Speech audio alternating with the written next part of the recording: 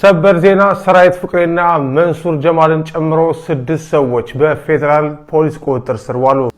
ለምን እንደዛ አደረጉ ለምን ይሄን ጥያቄ ጠየቁኝ የሚል ኮምፕሌን ማድረግ አልችልም። ኢቭን ቢሰድቡኝ ራሱ እኔ ምንም አልናደድም። ለምን ብትሉኝ እነዚህ ሰዎች ገንዘባቸውን ነው ያወጡት። ገንዘባቸውን አውጥቶ ደግሞ በሰዓቱ ዴሊቨራል ተደረገላቸው።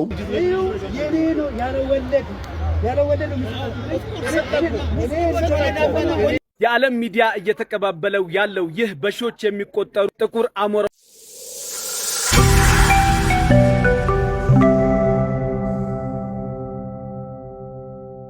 አሰላሙ አለይኩም ወራህመቱላሂ ወበረካቱሁ። ወደ ተከበራችሁ የሙአዝ ሚዲያ ቤተሰቦች በሰበር መረጃዎች ተመልሼ መጥቻለሁ። እነዛን አስደምጣችኋለሁ እስከ ፍጻሜው ድረስ እንድትከታተሉ እያልኩኝ እንግዲህ ዛሬ በጣም በሚገርም ሁኔታ ማለት ነው ከወደ አዲስ አበባ ከቲክቶከሮችና ከዩቲዩበሮች እንዲሁም ደግሞ ተጽዕኖ ፈጣሪ ከሚባሉ ሰዎች የተሰማ አስደንጋጭ መረጃ አለ። እሱን አስደምጣችኋለሁ። በቀጣይም ደግሞ እንግዲህ ወደ ወራሪዋ ወደ እስራኤል ስንመለስም እሷም ላይ ዛሬ አዲስ ተአምር የታየ ጉዳይ አለ ማለት ነው። ምንድነው የሚለውንም በዚሁ ነግሬያችሁ አልፋለሁ። እስከ ፍጻሜው እንድትከታተሉ ቪዲዮን ላይክ እና ሼር እያደረጋችሁ ለቻናሉም አዲስ ከሆናችሁ ሰብስክራይብ አድርጉ። በቀጥታ ወደ ቪዲዮቻችን እናልፋለን። አብራችሁን ቆዩ። ዓለም እየተቀባበለው ያለው ይህ ጉድ ቪዲዮ ከደረሳችሁ እንዳይወርድ በደም ሼር፣ ኮፒ ሊንክ፣ ሪፖስት በማድረግ ሁሉም ሐሳብ እንዲሰጥበት አድርጉ። የዓለም ሚዲያ እየተቀባበለው ያለው ይህ በሺዎች የሚቆጠሩ ጥቁር አሞራዎች በቴል አቪቭ ምድር ላይ እንዲህ ሲያንዣብቡ ተገኝቷል። ይህ ምን ይመስላችኋል? እስኪ ኮመንት ላይ ሐሳባችሁን አስቀምጡ። በቴል አቪቭ ሰማይ ላይ የሚታየው በጣም በርካታ የሆነ ጥቋቁር አሞራ ለዓለም መነጋገሪያ ሆኗል። እስራኤልን ምን ሊወርሳን ነው እየተባለ ለብዙዎች ስጋትም ሆኗል ማለት ነው። እሷም እስካሁን ድረስ መንስኤውን አላወቀችውም። ነገር ግን ይህ ጉዳይ ለብዙ ሀገራቶች እያጠራጠረ ያለበት ብዙ አይነት አቅጣጫ አለ። እሷ ላይ ተአምር ሊፈላ ነው እያለ በጣም ብዙ ሚዲያዎችም እየዘገቡት ይገኛሉ። ጉዳዩ ምን እንደው አልታወቀም። ወደ ሌላኛው መረጃ ስንሄድ እንግዲህ ቲክቶከሮችና እንዲሁም ደግሞ ተጽዕኖ ፈጣሪ የተባሉት እነ መንሱር ጀማል ታሰሩ። ሰበር ዜና ሰራዊት ፍቅሬና መንሱር ጀማልን ጨምሮ 6 ሰዎች በፌደራል ፖሊስ ቁጥጥር ስር ዋሉ። ታዋቂ ሰዎች ናቸው። መኪና አስመጣለሁ በሚል በርካታ ሰዎችን ካጭበረበረው ህዝብ እያለቀሰበት ካለው ፊንቴክ ጋር በተያያዘ የተለያዩ ማስታወቂያዎችን ሰው የነበሩትና ማህበረሰብ እነሱን ተከትሎ ገንዘቡን እንዲያወጣ አድርጓል ተብለው የተጠረጠሩት እነ ሰራዊት ፍቅሬ በቁጥጥር ስር ውለዋል። ዛሬ በፌደራል ፖሊስ የዛሀበሻ ምንጮች እንደገለጹት ሰራዊት ፍቅሬ፣ መንሱር ጀማል፣ አብርሃም ግዛው ልጅ ካሊድ፣ ዳንኤል ተገኝና ይገረም ደጀኔ የተባሉ አርቲስቶች ዛሬ በፌደራል ፖሊስ ቁጥጥር ስር የዋሉ ሲሆን ይህ ዜና ወደ እናንተ እየደረሰበት እስካለበት ጊዜ ድረስ በፌደራል ፖሊስ ቁጥጥር ስር እንደሆኑ አውቀናል። ወደ አንዳንዶቹ ስልክ ዘሀበሻ ደውሎ የነበረ ቢሆንም ስልካቸው አይሰራም። ይህ ዜና ወደ እናንተ እየደረሰበት ባለበት ጊዜ ሰራዊት ፍቅሬን ጨምሮ ቲክቶከሩ መንሱር ጀማልና ሌሎችም በቁጥጥር ስር ላይ ሆነው ምርመራ እየተደረገባቸው ተጨማሪ መረጃ ይዘን እንመጣለን። እንዴት ታሰሩና ምን አጥፍተው እንደሆነም ደግሞ እንግዲህ የሚገልጽ መረጃ አላስደምጣችሁና ከዛ በኋላ ስለነሱ በተወሰነ መልኩ የምናወራበት ይሆናል። ይህ እንግዲህ ለብዙዎች መነጋገሪያ ሆኗል። ጉዳዩም እንግዲህ ምንድነው የሚለውን የበለጠ ለማብራራት እንዲመቸን ማለት ነው ቪዲዮውን እስከ መጨረሻው ድረስ እንስማውና እንወያይበታለን። አብራችሁን ቆዩ። እነ አርቲስት ሰራዊት ፍቅሬ እንዴት ነበር በቁጥጥር ስር የዋሉት? እንዴት እንደተያዙ ስላያያዛቸው ሁኔታ ደግሞ አሁን መረጃዎች ደርሰውኛል። መረጃዎችን እነግራችኋለሁ። አዳዲስ መረጃዎችም ስለ ቤተሰብ ሁኔታም እነግራችኋለሁ። እስከ መጨረሻው ተካተሉት። የፊንቴክ ኢንቨስትመንት ሰለባዎች ትላንት ማክሰኞ በፍትህ ሚኒስቴር ባደረጉት ሰልፍ ዛሬ ውጤት ሰምተዋል።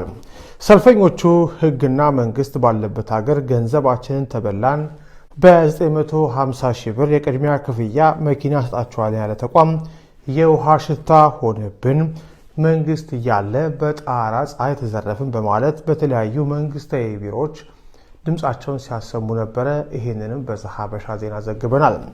የእነዚህ ተጎጂዎች ጩኸት ሰምቶ አቃቤ ሕግ የድርጅቱ አምባሳደር የሆኑና ከድርጅቱ ጋር ግንኙነት አላቸው የተባሉትን አርቲስቶችና ታዋቂ ሰዎችን የፌዴራል ፖሊስ በቁጥጥር ስር አውሎ ቃላቸው እንዲቀበል አቅጣጫ ሰጠ። ፖሊስም ከአቃቤ ሕግ በተሰጠው አቅጣጫ መሰረት ቲክቶከሩ መንሱር ጀማልና አብርሃም ግዛውን ወደ ተቋሙ የምርመራ ቢሮ ማለትም ሜክሲኮ አካባቢ ወደሚገኘው ቢሮ እንዲመጡ ጥሪ አስተላለፈ። በፖሊስ ጥሪ መሰረት አብርሃም ግዛውና ቲክቶከሩ መንሱር ጀማል ዛሬ ረቡዕ ከሰዓት በኋላ ወደ ፌዴራል ቢሮ አመሩ። በመቀጠልም አርቲስት ይገረም ደጀኔ ወይም አስቴርና ወንድም ካሊድ የተባለ የግብረሰናይ ድርጅት አለኝ የሚል ግለሰብ እንደዚሁም የኢቢኤስ ጋዜጠኛ የሆነው ዳንኤል ተገኝና አርቲስት ሰራዊት ፍቅሬም ተከተሉ። ፖሊስ የምርመራ ስራውን በእነሱ ላይ እንደጀመረና እዚሁ እንደሚያድሩ የዕለቱ የስራ ሰዓት ሲያልቅ ለቤተሰቦቻቸው አሳውቋል። የዛሀበሻ ምንጮች እንደገለጹት የጠርጣሪዎቹ ጠበቃ ደንበኞቿ የሆኑት ታሳሪዎች ተይዘዋል ወደተባሉበት ፌዴራል ፖሊስ አመራች።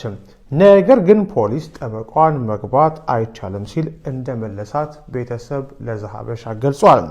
በዚህ መሰረት ቤተሰብ ለስድስቱም ታሳሪዎች ቀለብና ልብስ አቀብሏቸው መመለሱን ሰምተናል። ውድ ቤተሰቦች እንግዲህ መረጃው ይህንን ይመስላል። በጣም በሚገርም ሁኔታ ከ1.5 ቢሊዮን ብር በላይ ነው እንግዲህ በእነዚህ ግለሰቦች አማካኝነት ፊንቴክ በተባለ ድርጅት ስም ማለት ነው የበርካታ ገንዘብ ተበልቶ ምንም አይነት ወደ እነሱ መኪናና የተባሉት ነገር ሳይደርስላቸው እየቀረው ነውና እየተባለ ያለው በዚህ ምክንያት እንግዲህ እነዚህ ታዋቂ 6 ሰዎች በቁጥጥር ስር ውለዋል። ይሄም እንግዲህ የብዙሃኖች ድምጽና እንዲሁም ገንዘባቸው ተበልቶ ሲያለቅሱ የነበሩ ሰዎች በአንድ ሆነው ይመለከታል ብለው ባሰቡት ቢሮ ሁሉ እየቀረቡ ድምጽ በማሰማትና መንግስት ባለበት ሀገር እንዴት በጠራራ ፀሐይ ገንዘባችንን እንዘረፋለንና በሌባ እንበላለን የማለት አይነት ድምጻቸውን አሰምተው በዚህ ምክንያት እንግዲህ እነዚህ ሰዎች በቁጥጥር ስር መዋላቸውን እየሰማ እንገኛለን። እስቲ አጠር ባለ መልኩ እነ መንሱር ምን አይነት አክት ላይ ነበሩና ፖሊስ ሲመጣስ ምን ይመስል ነበር የሚለውን የተጨቃጨቁበትን ፓርት በትንሹ ላሳያችሁና ወደ ቀጣዩ እናልፋለን። መንሱርም እንግዲህ ለዚህ ነገር ምላሽ የሰጠበትን ቪዲዮ አለ፣ እሱንም አስደምጣችኋለሁ።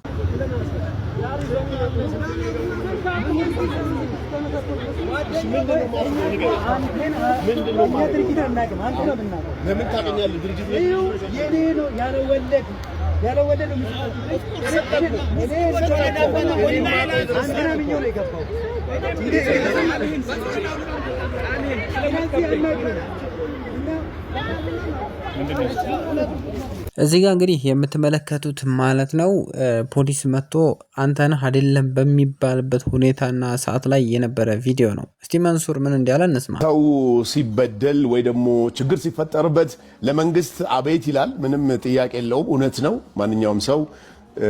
ከዛ በኋላ ግን በአጋጣሚ ሆኖ ክፍለ ከተማ ገብቶ በሚወጡበት ሰዓት እኔም ክፍለ ከተማ ገብቼ እንደ ማንኛውም ኢትዮጵያዊ ለመገልገል ገብቼ በመወጣበት ሰዓት ከ30-50 የሚደርሱ በፊንቴክ ኢንቨስትመንት ገንዘብ አልተመለሰልንም የሚሉ ግለሰቦች ኮምፕሌን አድርጎ ሲወጡ ተገናኘን፣ አወራን። ዛሴት ያንን ነው አጉልተው በሌላ ጣጣ ውስጥ ማለት በመጥፎ ነገር እንደተፈጠረ ምናምን አድርገው በተለይ ዩቲዩቦች በተለይ በጣም ብዙ በሚባል ደረጃ ዩቲዩብ የግድያ ሙከራ ተደረገበት።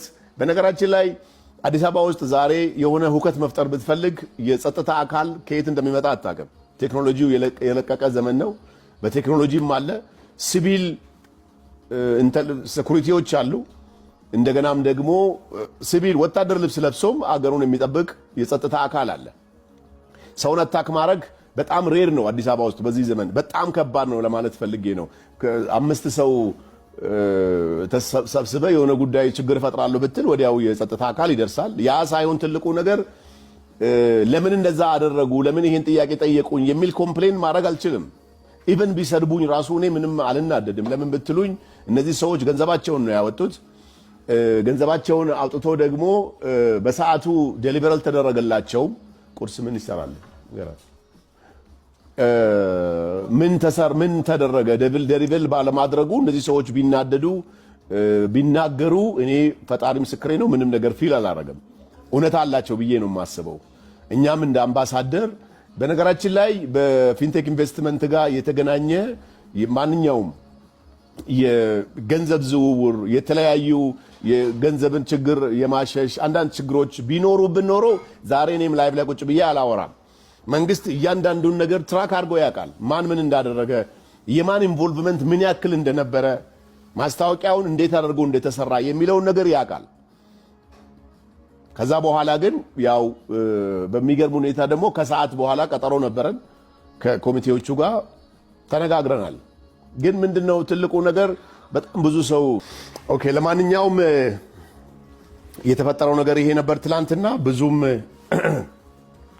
የንግግር ጉዳይ ነው። አጋጣሚ ሆኖ አንድ ላይ ተሰብስበው በነበሩ ሰዓት ነው ከኔ ጋር የተገናኘ ነውና እኔ ምንም የሆንኩት ነገር የለም። እንደማንኛውም ሰው እናንተን አይተን ነው እዚህ ውስጥ የገባ ነው የሚል ጥያቄ ነው የነበረው። እውነቱን ለመናገር ያው ይሄ ገንዘብ የመጣ የገባው አንድም አምባሳደር ያልተከፈለው አምባሳደር አለኛ ውስጥ ክፍያ ያልተከፈለው በጣም ብዙ ነገር ያው አሁን በቅርብ ቀን ሚዲያ ላይ የምናወጣውና በቅርብ ቀን ፕሬስ ኮንፈረንስ እናደርጋለን።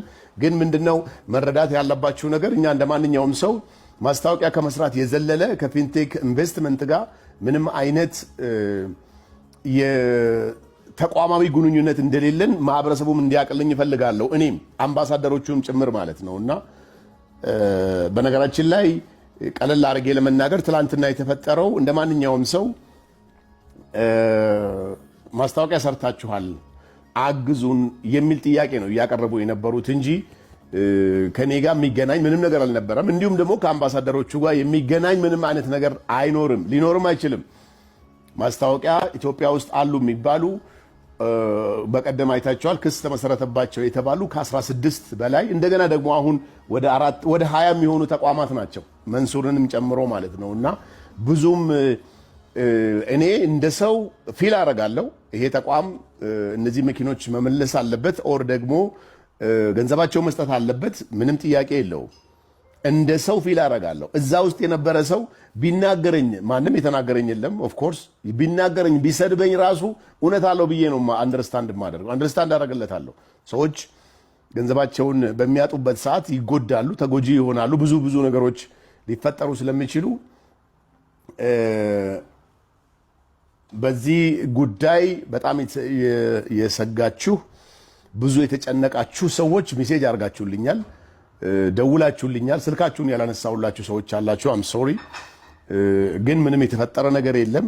ውድ ቤተሰቦቼ እንግዲህ የሰማችሁትን ይመስላል መረጃው ማለት ነው። እነዛ ታሰሩ ከተባሉት ሰዎች ውስጥ እንግዲህ ወንድም መንሱር ጀማል መጥቶ ይህን የመሰለ የተብራራ ቪዲዮ አቅርቦልናል ማለት ነው። ከኔ ጋር ምንም አይነት ንክኪ የለውም እያለ ነው። በጥቅሉ ምንድንን አስመልክቶ ነው እነዚህ ሰው ታስረዋል የተባለውና የታሰሩት የሚለውን ስንመለከት በጣም የተጋነነ ማስታወቂያ ተሰርቶ 900 ምናምን ሺህ ብር ብቻ ተከፍሎ መኪና ይመጣላችኋል ተብለው ተነግሯቸውና ማስታወቂያ ተሰርቶ በዛ በማስታወቂያ ምክንያት በጣም በርካታ ሰው በዚህ በቅናሽ ብር መኪና አገኘን በሚል ሂደው አስይዘዋል ብር። ያ ብር ግን ከተያዘ በኋላ እነሱን እያሏቸው የነበረውት ከ3 ወር በኋላ መታችሁ መኪናውን ትወስዳላችሁ ነው የተባሉት። ግን ማስታወቂያው ላይ የተገለጸው ደግሞ በቶሎና ወደ ወጅበጅ እንደሚሰጧቸው አይነት ነገር ተደርጎ ነበረ። ግን ያ ነገር ውሸት ሆኖ ከ3 ወር በኋላ መታችሁ ውሰዱ የሚል ነገር ነው። ግን የዛኔ ከ3 ወር በኋላ መተው ሲጠይቁ ምላሽ ያገኙት ነገር ምንም አጥጋቢ ነገር አይደለም፣ የለም። የተገኘው ነገር በጣም የሚያስጠላና በቃ የሆነ የውሸትና አግደምድመው አይነት ነገር ነው እያለፉባቸው ያለው። በዛ ምክንያት በጣም በርካታ ሰው ተሰብስቦ አለቀሰ። ሪያል አደባባይ ላይ ወጣ።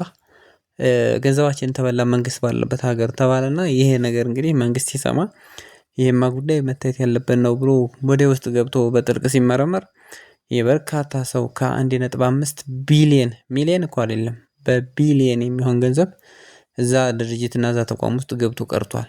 ስለዚህ በዛ አማካኝነት እዛ ጋር ተነካኪነት አላቸው ያሉና ማስታወቂያውን አጋን ነው ተናግረው በኋላ ላይ እንደገና ነገራቶችን ቀይሰው የተገኙትን ሰዎች ያው መንግስት እርምጃ እየወሰደ ነው በሚል ነው እንግዲህ ይሄ ሁሉ ቪዲዮ ሲሰራ የነበረውና እነሱን ታስረዋል የተባለባቸው መንገድ ይሄ ነው ለማለት ያክል ነው። ውድ ቤተሰቦቼ እና እንግዲህ ከእንደዚህ አይነት መጭበርበርና እንደዚህ የማታውቁት ነገር ውስጥ ተመግባት ራሳችሁን ጠብቁ እያልኳችሁ የዛሬው መረጃችን ይሄን ይመስላል። ቪዲዮውን ለብዙ ሰው እንዲደርስ ሼር አድርጉት፣ ላይክ አድርጉት። ለዩቲዩብ ቻናሉም አዲስ ከሆናችሁ ሰብስክራይብ አድርጉ እያልኩ በሌላ መረጃ እስከምንገናኝ ድረስ በያላችሁበት ሰላማችሁ ይብዛ።